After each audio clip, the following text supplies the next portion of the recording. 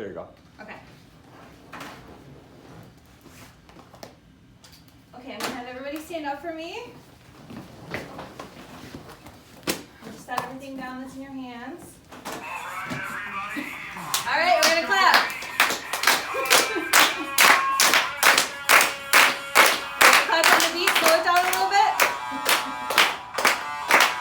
All right. You guys are just gonna follow after me. We're gonna clap in a square. I'm starting with an 8 count, okay? This way first. That way. And down. Other side.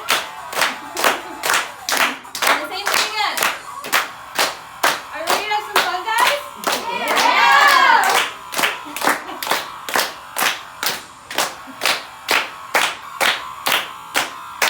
Next side's gonna be a 4 count.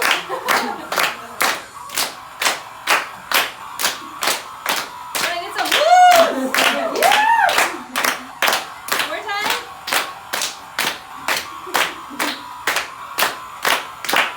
And now it's a 2 count.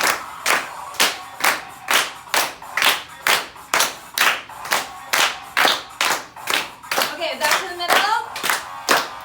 On the count of 3, we're gonna all say Redken, okay? 1, 2, 3. Redken!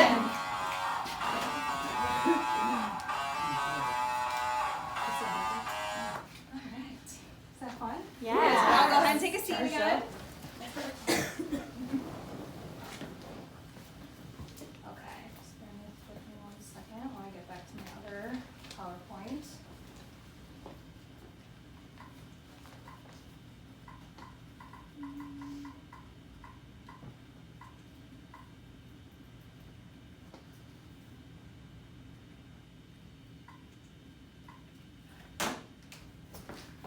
All right. So by a show of hands, who here feels like they get caught in a rut of just doing the same foil placements all the time? Everybody? Okay, awesome. Well, thank you guys all so much for being here and for taking your time out of your busy schedules to further your education with Redken. So let's give ourselves a round of applause. You guys are awesome.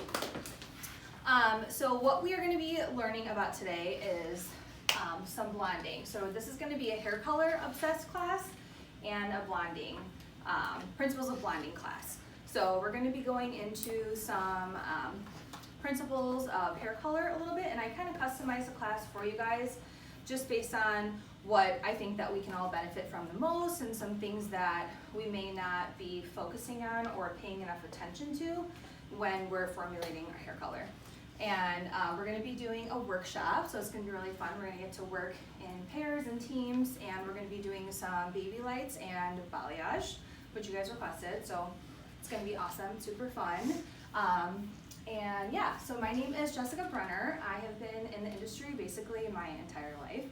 My mom is a salon owner and a hairstylist herself, and our salon's been open for 16 years, and I basically have just grown up in the industry. We moved around a lot as a kid, but we had a salon in our house at one point, and my mom worked at different salons, and I always just hung out in the salon, and I really just grew to love the beauty industry.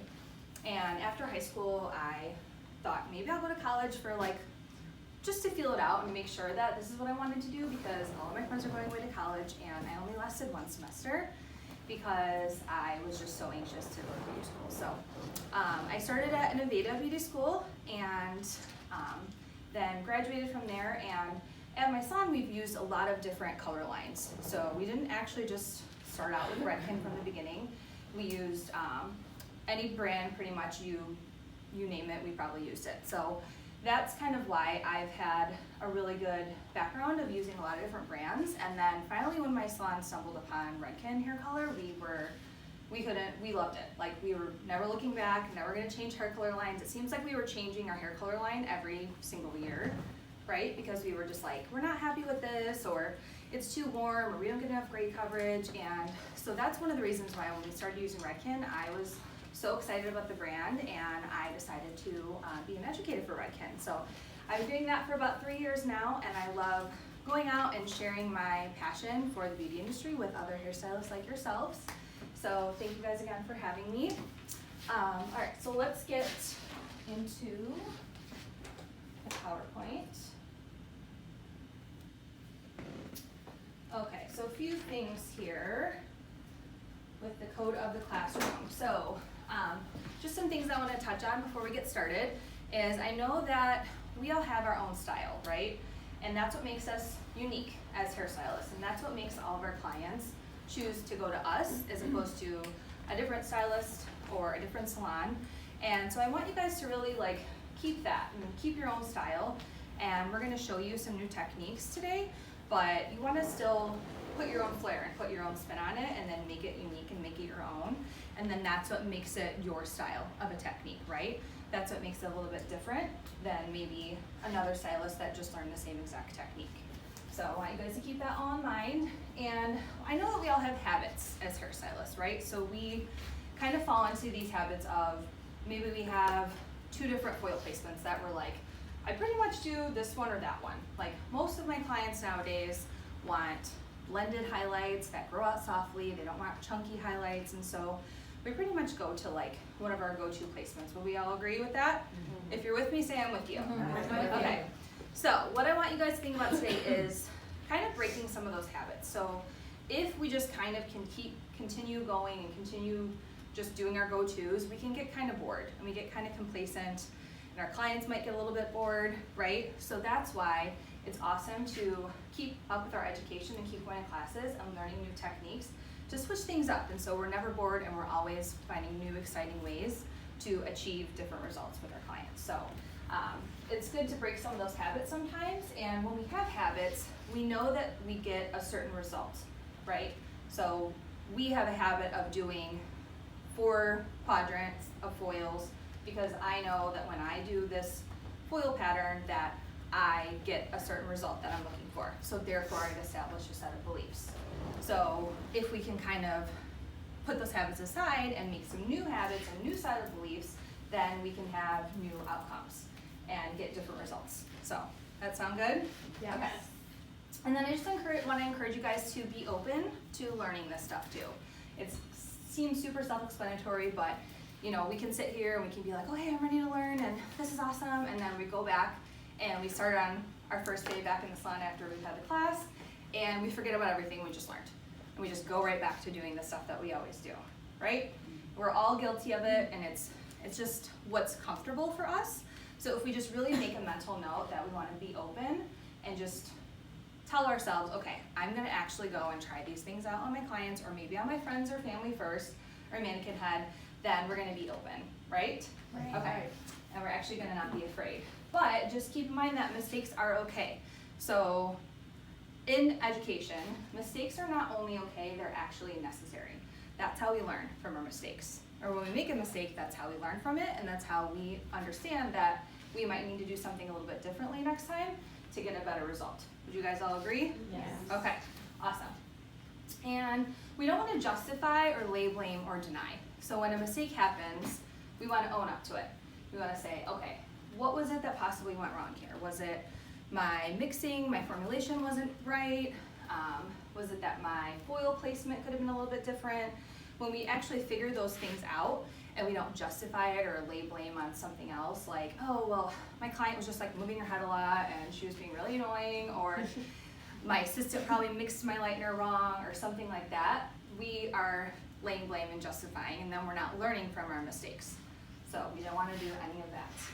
And be responsible for your own learning. So you guys already have paper and pen, that's awesome. And feel free to ask me questions too as we're going through the class. I want it to be like a conversation, and we can kind of all share our own experiences that we've had, because maybe we don't do that in the salon necessarily. We're all like really busy and we're all booked and it's the holidays, so we don't have time to necessarily talk to each other and say, this is something that happened to me the other day, and I realized that if I just do something a little bit differently, then it worked a lot better for me, right?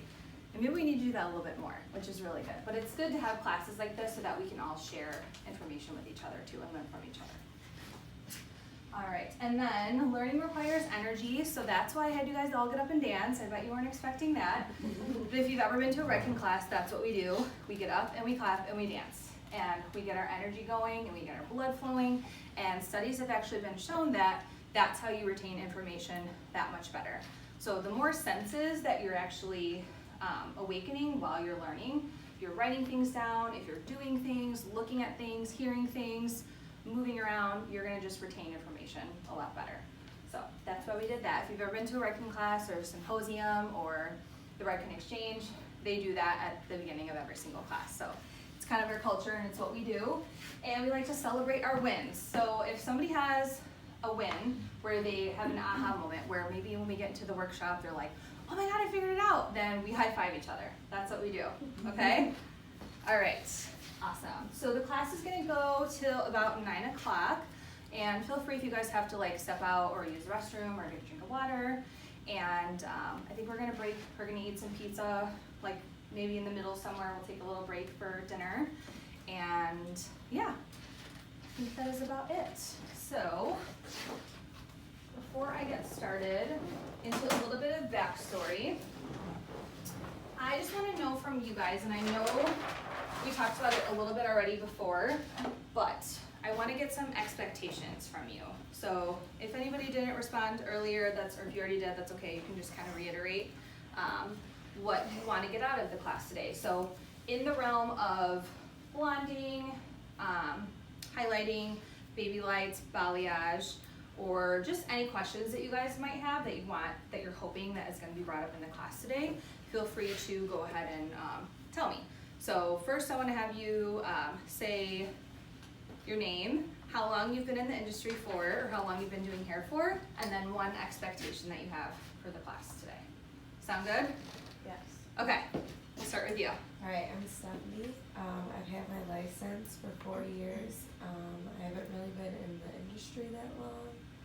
And is that it? Did I have to say something else? No, that's good. Okay. Like basically how long you've been in the industry or how long Okay. you've been doing hair, yeah. Perfect.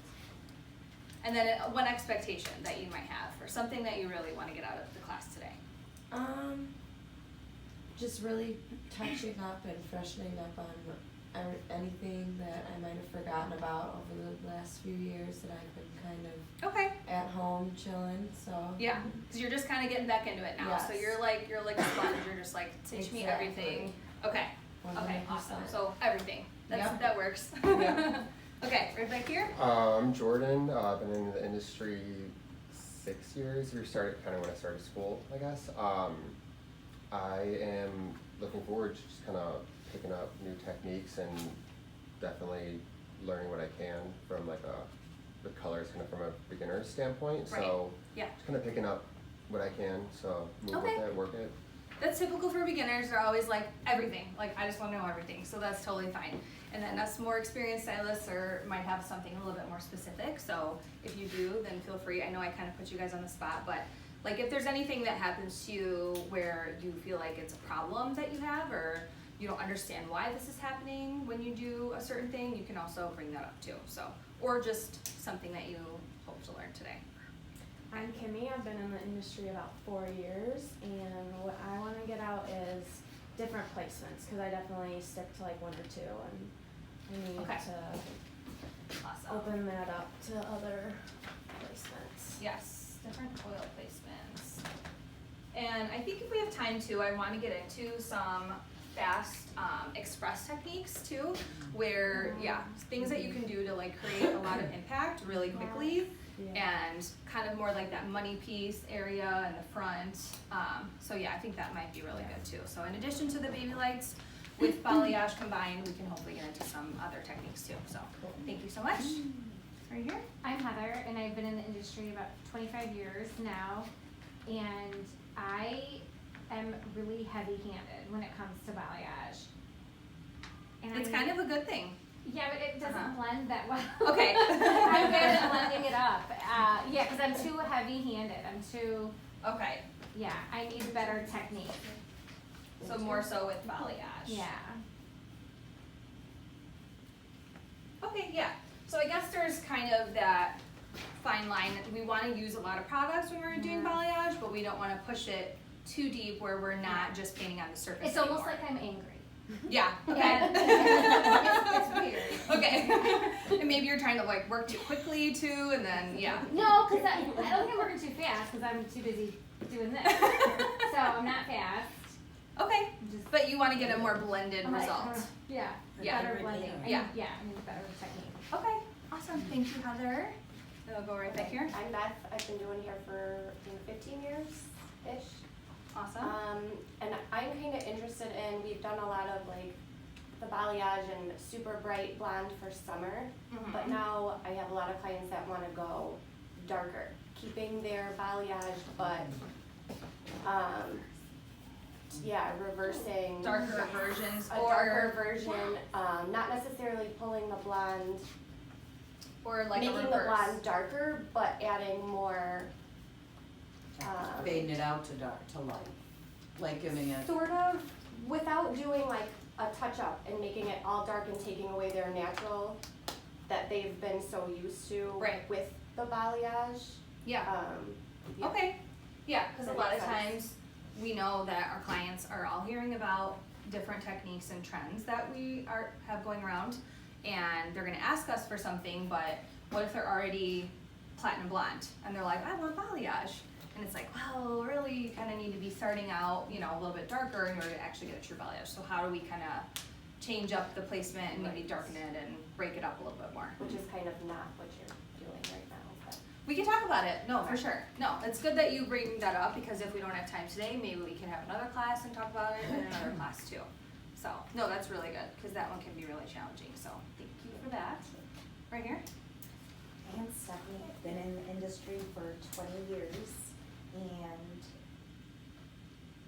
I kind of wanted to learn more placements for balayage. like Okay. different placements. Okay, so we have foil placements, but now we want balayage placements. Okay, awesome. Yeah, because with Redken, we actually have two. There's actually three that we talk about, but two that are more widely used. So we can definitely talk about those in the class today too, and what the differences are and why you would choose one over the other one. So, thank you so much. Right here? My name is Christy. I've been doing hair for about 18 years, and this is the only answer, but I feel like definitely the placements for balayage and blending. I feel like I do the same ones over and over if I'm doing with coils in general. I'm just repeating myself constantly. Yeah. So I'm up for new ideas. Okay. Kind of get out of our rut and Yep. yeah, try some new stuff. Okay. Thank you. Hi, I'm Christine. I've been in the industry forever, and what I would like to learn is those quick express. Like, I want to learn a few, just, yeah, you know, add-ons. Add-on that- services. Add-on services. If someone comes for a touch-up and I've got 30 minutes, but I know that I'm going to apply it in less than 15, Right. is there a quick 15-minute that I can still keep her in that half an hour? Touch-up and pieces in there to add on without bumping out the time if I don't have it. Awesome. Yeah. That's like super, super important, because what are we all learning about is looking at our schedules and finding opportunities. So where could we possibly add in a foil where we don't have time to do a full head, but an express technique? And we definitely have some of those in the PowerPoint we're gonna talk about, so thank you so much. Okay, awesome, those are all really good things you guys had to add and that we're gonna hopefully talk about today. And like I said, if we wanna do another class to get to the rest of them, we can do that as well. So, have you guys ever heard really the backstory of like how Redken got started and how the name came to be? No, okay. Cool, so it was actually Paula Kent, who was an actress, a mother, and a pioneer. So she came together with Jerry Redding, who was already a pretty well-established hairstylist in the 60s. And he was actually the founder of the Jerry Curl. I just recently learned that, so he made the Jerry Curl. Yeah. So Paula just felt like there wasn't anything out there that really addressed the problems that people had with their hair and actually fixed their problems and worked and did things that it said it was actually going to do. So she came together with Jerry and they founded Redken in 1960 with only $3,000 of an initial investment, which is pretty crazy. And this is actually what the original logo looked like. So it was actually called Redken Laboratories, 1960. So we started out, and we still are like this today, being very much about the science of why we do what we do to the hair and what happens when we do that. So, oh, and then I don't think I said that. So do you guys see right there how Jerry Redding and Paula Kent, that makes Redken their last names? So that's how it came to be. We were actually the first company in the industry to address protein science in the hair, which is so cool to know now, because obviously what we all know, that's super important. So Jerry Redding said, "You have to be smarter than the hair." That was a quote from him. This is what all of our first products looked like in the beginning. We had the Aminopon shampoo. We had the first protein hair product in history, which was a PPT protein reconstruction. Yeah, people always say that, they remember, which is crazy. The Aminopon. Yeah. My aunt owned a salon and she had that. We'd spray the cat or the PPT after rinsing out a perm before we neutralized in Yeah. the 80s. Awesome. Because it was protein. I mean, I don't Or put the remember it. I mean, I protein back remember in. those bottles being around the house. Yeah. Yeah, I remember that. Yeah, it's so cool. That's crazy. So, and like we had a shampoo pH 4.5. It said it right there on the bottle, pH 4.5. So we were thinking about why the pH level of the hair is so important. And we still are very much that way today. Okay, so what does that look like to you guys? An oar. An oar, yeah. Ooh. Yeah, that's a boat oar. So Paula, this is actually what we call our original compounding equipment, because Paula created Aminopon shampoo in her bathtub with an oar. It's a lot like you, something you would do. She was like, "I'm gonna make shampoo," and so she used a boat oar. And yeah, this is the actual oar that we have a picture of in 1960. And it actually started out in California. We were not originally in New York.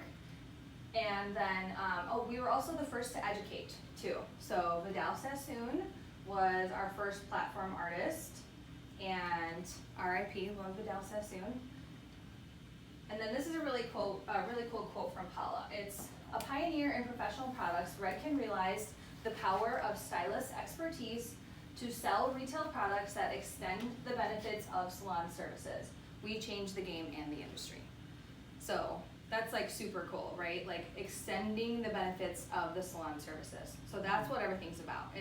That's why our clients should listen to us and take home the shampoo and products that we recommend, because we know what we did to their hair and then what products are going to extend the benefits of what they got done in the salon, which is much better than them just walking into a store and grabbing something off the shelf that they don't know if that really works and coincides with the plan that we have for their hair, right? Okay, so there's Vidal Sassoon in 1967.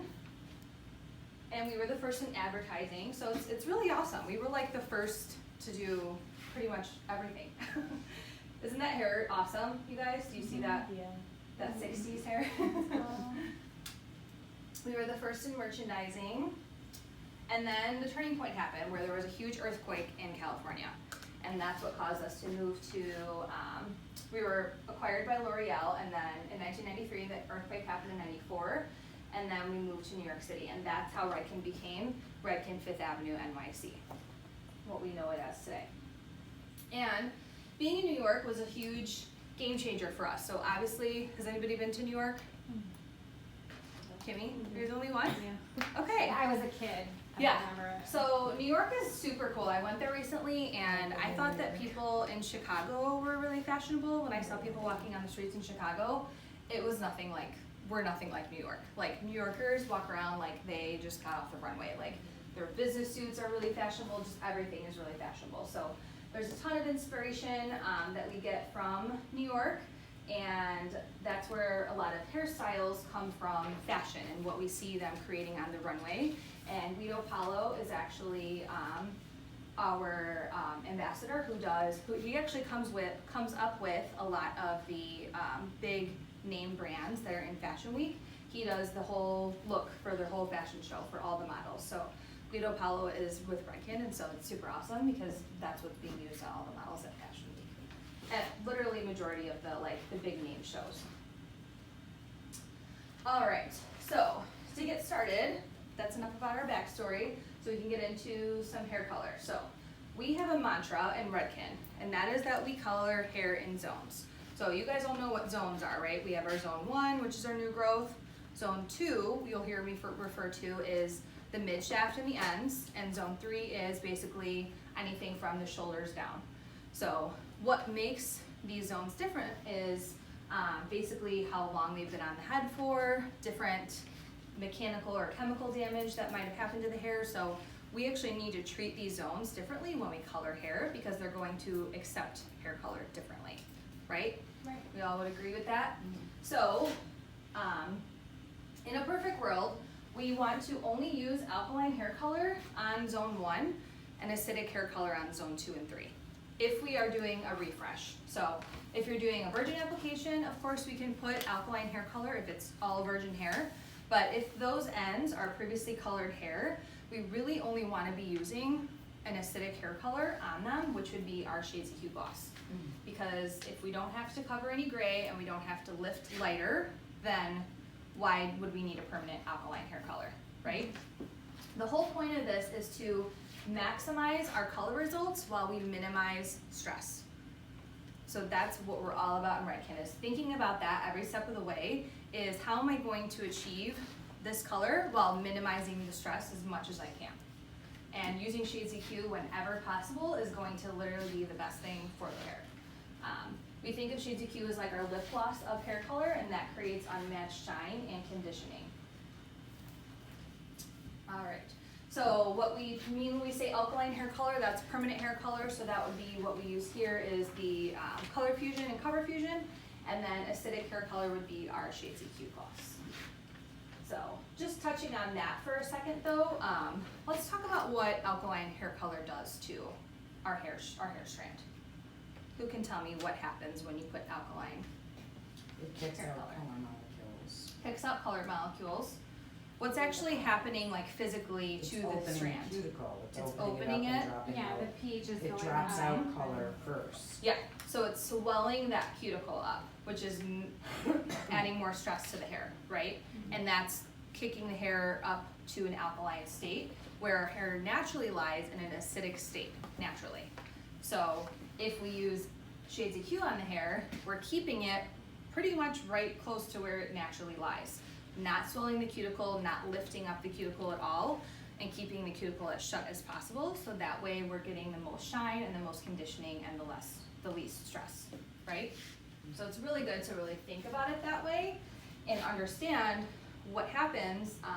There's a really cool diagram. I don't think I have it in this PowerPoint here, but there's diagrams when you look at hair that is virgin hair that's been colored with permanent hair color one time, and then hair that's been colored with permanent hair color more than one time, and you can literally see that we know the cuticle looks like shingles on a roof. So the more times it's coated with permanent hair color, the more the cuticle shingles just open up more and can't be closed back down. Even if you keep going over with tons of like glosses after that, if it's been previously colored too many times with alkaline hair color, it's so far open that it's never gonna go back down. Right. Right. It's So the same for bleached hair though, right? yeah, because bleach actually brings our hair to an even higher alkalinity than permanent hair color does. Yes. So same thing, same goes for bleach. So that's why it's really, really important. And you've seen those clients that they use box color at home and they pull it through like every time. At some point, it's like that hair just has to be cut. Like there's no really getting it back to its, healthy state. So this will help you achieve really just the best results and have our clients have the healthiest hair possible if we think about it this way.